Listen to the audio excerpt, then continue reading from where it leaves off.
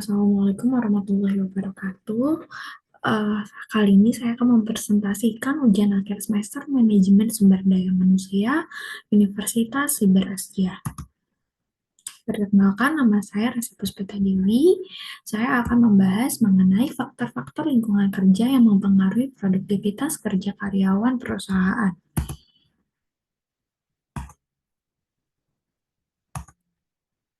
Lingkungan kerja merupakan salah satu faktor yang mempengaruhi tingkat keberhasilan suatu perusahaan. Oleh sebab itu, lingkungan kerja juga perlu dibina dan diolah sebaik mungkin agar dapat memberikan suasana yang nyaman bagi para karyawannya. Lingkungan kerja yang kondusif memberikan rasa aman dan memungkinkan karyawan bekerja secara optimal, sedangkan kondisi lingkungan kerja yang buruk berpotensi menjadi penyebab menurunnya produktivitas kerja karyawan. Produktivitas karyawan dapat dinilai dari apa yang dilakukan karyawan dalam melaksanakan pekerjaannya dengan kualitas kerja yang baik sehingga dapat mencapai produktivitas kerja yang tinggi.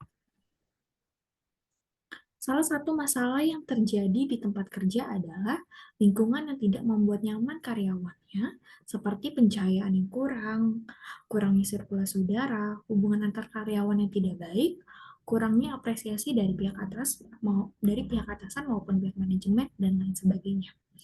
Hal tersebut dapat mengakibatkan karyawan tidak optimal dan tidak ada motivasi dalam bekerja yang membuat kurangnya hasil kerja karyawan yang dapat mempengaruhi pada performa karyawan tersebut serta performa perusahaan. Faktor-faktor lingkungan kerja mempengaruhi produktivitas kerja karyawan. Yang pertama ada faktor lingkungan fisik dan yang kedua ada faktor lingkungan non-fisik. Untuk faktor lingkungan fisik terdapat penerangan atau cahaya di tempat kerja. Cahaya sebaiknya tidak gelap dan tidak terlalu terang karena menyulitkan dalam penglihatan. Lalu yang kedua ada pewarnaan. Ruangan yang memiliki cat dengan warna yang nyaman akan membantu karyawan merasa nyaman di ruangan untuk bekerja sehingga menjadi produktif dan menjadi konsentrasi dalam bekerja. Lalu yang ketiga ada sirkulasi udara.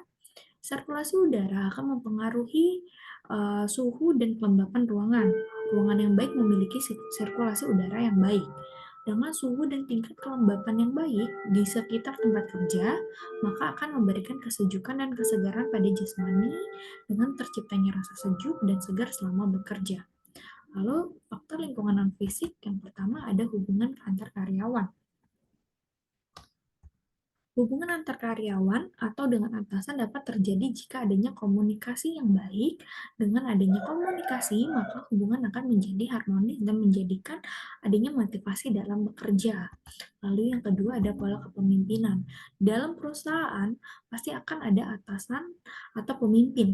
Pemimpin dengan sikap yang baik akan membuat karyawan merasa nyaman dengan atasan tersebut, seperti saling menghargai, mengapresiasi kerja karyawan, dan menerima kritik serta masukan dari karyawannya.